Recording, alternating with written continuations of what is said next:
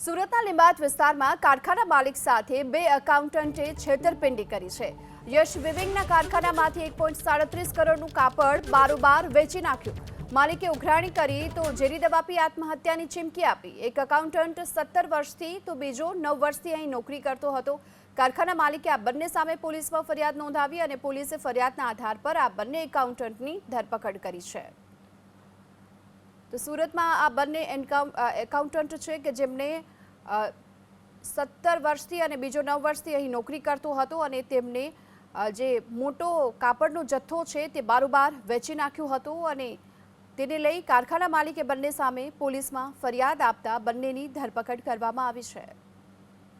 आ लोकोए 1,41,85,000 રૂપિયા કંપનીને જાણમાં રાખ્યા વગર બારોબાર એ લોકો વેચી કાઢેલા હતા।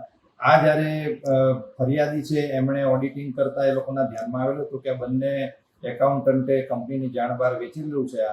તો એમને પૂછપરછ કરતા તેઓએ પોતાનો ગુનો કબૂલ્યો અને એમને 4,10,000 રૂપિયા પરત આપેલા હતા અને લખાણ આપેલું હતું કે બાકીનો પૈસા અમે એમને પરત કરવામાં આવશે, પરંતુ અવારનવાર માંગણી કરવા છતાં તેઓએ પૈસા પરત નહીં કરતા ફરિયાદીની ફરિયાદને આધારે બંને આરોપીને વિરુદ્ધમાં ગુનો દાખલ કરી કાયદેસરની